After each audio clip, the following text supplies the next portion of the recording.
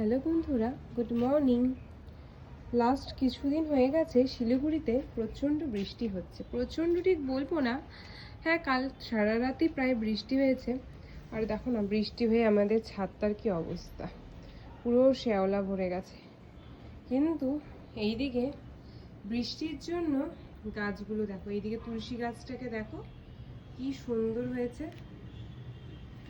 এদিকে লেবু গাছেও ভালোই লেবু হচ্ছে। পেয়ারা গাছেও এই দেখতে পাচ্ছ, বুঝতে পারছো, এই দেখো কত বড় বড় পেয়ারাগুলো হয়েছে। আর এই পেয়ারাটাকে দেখো,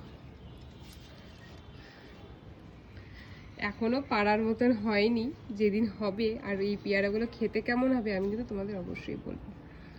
যা বলছিলাম, বৃষ্টির জল পেয়ে গাছগুলো দেখো, বিশেষ করে আমার এই তুলসী গাছগুলো এত ভালো হয়ে গেছে। এই গরমের মাঝখানে তুলসী গাছগুলো প্রায় নষ্টই হয়ে যাচ্ছিল, জানো না, কিন্তু লাস্ট কিছুদিন হয়েছে যে গাছগুলো বেশ জল পেয়ে পেয়ে একদম তরতাজা হয়ে উঠেছে একদম।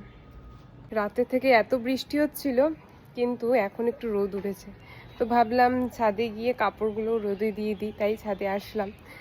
তো ছাদে এসে আগে গাছগুলো দেখে ভীষণ ভালো লাগলো।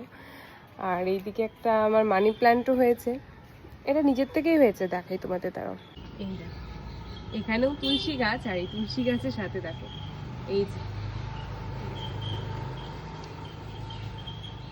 দেখেছো কিভাবে গাছটা, এইটাকে কাট করে দিতে হবে, পরিষ্কার করতে হবে, গাছটাকে একটু সুন্দর করে দিতে হবে।